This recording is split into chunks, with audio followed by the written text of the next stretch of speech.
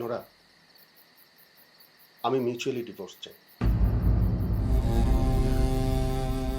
আচ্ছা, প্রেমে পড়েছো কেন? কোনোদিন করতে চাই, কিন্তু এখন মনে হচ্ছে প্রেমে পড়েছে। বলতে পারবে বিয়ের পর কবে আমরা দুজন দুজনকে কাছে পেয়েছি? আমি যখন ঢাকা এসেছি তখন তুমি অনেক ব্যস্ত। সকালে বেরিয়ে গেছো, সারাদিন তোমার মিটিং, সেমিনার, প্রোগ্রাম। রাতে যখন বাসায় ফিরেছ তখন আর তোমার সাথে কথা বলার অবস্থা নেই।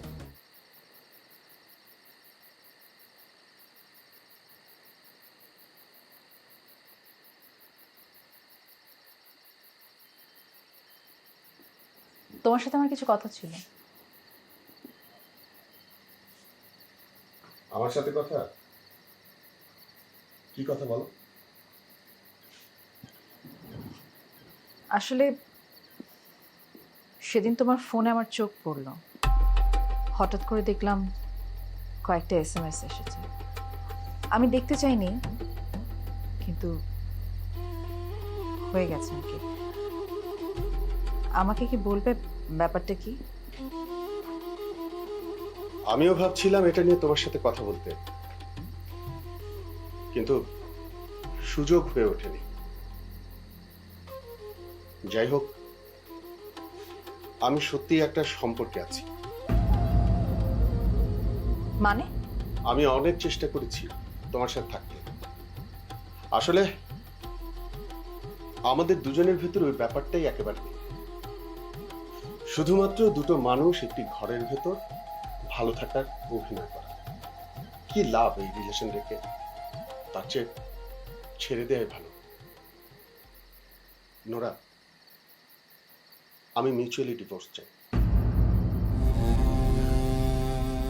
আচ্ছা, প্রেমে পড়েছো কেন? কোনোদিন করতে চাই, কিন্তু এখন মনে হচ্ছে প্রেমে পড়েছে। বলতে পারবে বিয়ের পর কবে আমরা দুজন দুজনকে কাছে পেয়েছি? আমি যখন ঢাকা এসেছি তখন তুমি অনেক ব্যস্ত।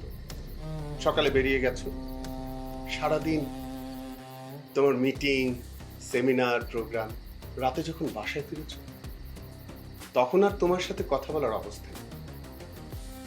গত 5-6 বছর ধরে তো এভাবেই চলছে। তোমার লেখা, তোমার পার্টি, তোমার ক্লাব, সেখানে আমার জায়গা কোথায়? তুমি কি এতদিন পর অভিযোগ করছো? না, অভিযোগ করছি না। সংসার মানে একটা অভ্যেস।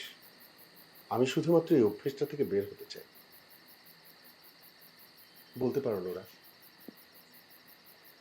আমরা দুজন মিলে শেষ কবে আকাশ দেখেছি, বৃষ্টি দেখেছি, দুজন মিলে বৃষ্টিতে ভিজেছি? তুমি কখনো জানতে চেয়েছো আমি কেমন আছি, বা আমি জানতে চেয়েছি তুমি কেমন আছো? তোমার মন খারাপ কেন, বা আমি দূরে একা একা কেমন করে থাকি? না, জানতে চাওনি।